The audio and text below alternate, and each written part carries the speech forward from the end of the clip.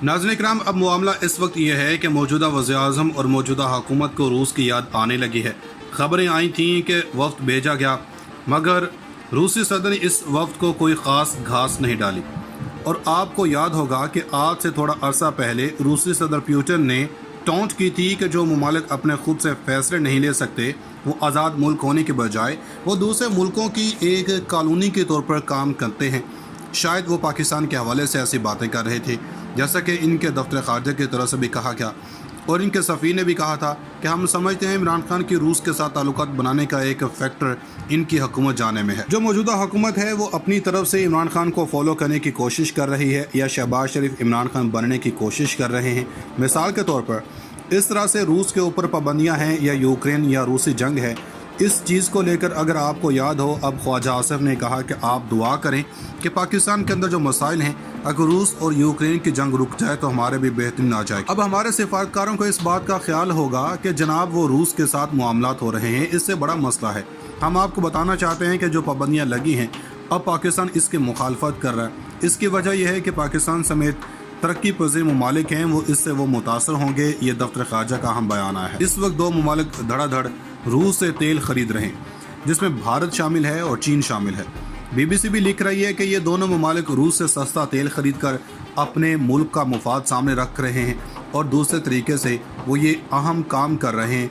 ये दोनों ममालिक रूस की मदद कर रहे हैं। रूस की मदद ऐसे कर रहे हैं कि इसे भारी रकम मिल रही है, यानी 100 में से 70 रुपये तो आ रहे हैं रूस के पास। अब क्या रूस इन दो ममालिक को याद नहीं रखेगा? लेकिन पाकिस्तान जिस तरह कप्तान ने इंटरव्यू दिया तो इनसे पूछा गया था कि आप कैसे तेल की कीमतें कम करते।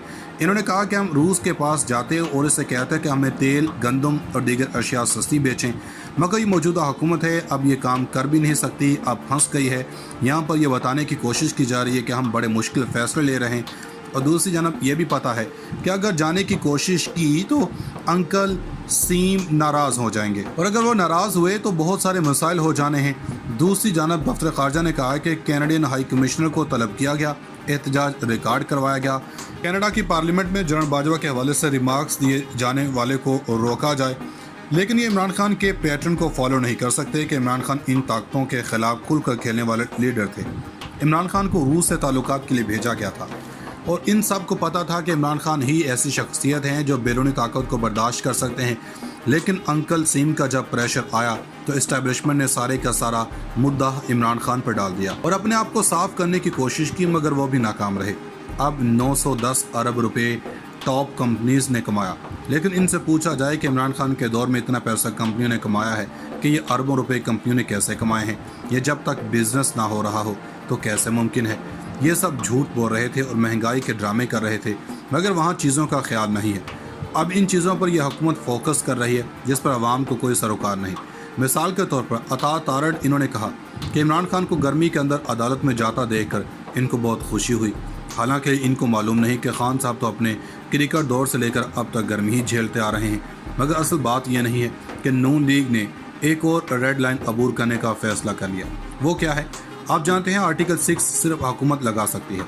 अब पाकिस्तान तहरीक इंसाफ के खिलाफ आर्टिकल 6 के तहत मुकदमात की कोशिश शुरू कर दी गई है। जिन रहनुमाओं के खिलाफ आर्टिकल 6 लगाने के हवाले से बात हो रही है, इनमें उमर सरफराज चीमा, कासिम सूरी, फवाद चौधरी।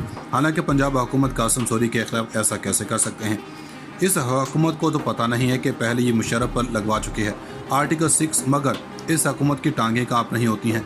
अब यहाँ पर आर्टिकल 6 का हाल हो जाना है, मगर अब होगा क्या? लोगों को मालूम है कि नून लीग कानून को ज़ाती चीज़ों के लिए इस्तेमाल कर रही है। अब लोगों को आइडिया भी होता है और इनको पता भी है अब इलेक्शन कमीशन बहुत दबाव के अंदर है, और वह दबाव के अंदर क्यों है?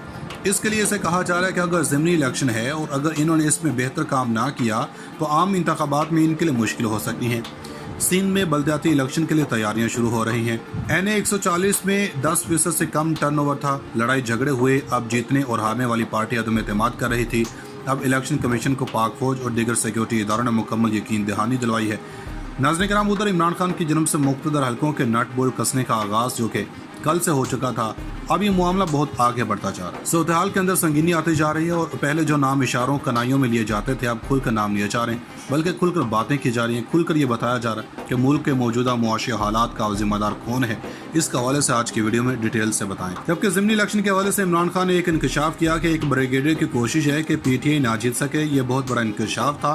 اس ضمنی الیکشن میں 15 سے 20 کروڑ کا سودا ہو رہا ہے اور اس حوالے سے بھی کچھ تفصیلات ہیں اور ہمسا شہباز شریف کس طرح سے رنگے ہاتھوں پکڑا گیا اور دوسری جانب کچھ اور ڈیولپمنٹس ہوئی ہیں۔ ادھر عوامی مسلم لیگ کے سربراہ شیخ رشید نے کہا کہ مشرف کا پاکستان آنے سے انکار نواز شریف کی پاکستان میں آنے سے رکاوٹ بن گیا ہے، معاون خصوصی جمعہ بازار لگا ہوا ہے، معیشت وینٹیلیٹر اور نظام دریا برد ہو رہا ہے۔ انہوں نے جس جانب اشارہ کیا جب D G I S I نے کہا کہ ادارہ یہ چاہتا ہے کہ مشرف واپس آئیں، جس کے بعد نواز سیدھا لیٹ ہی گئے۔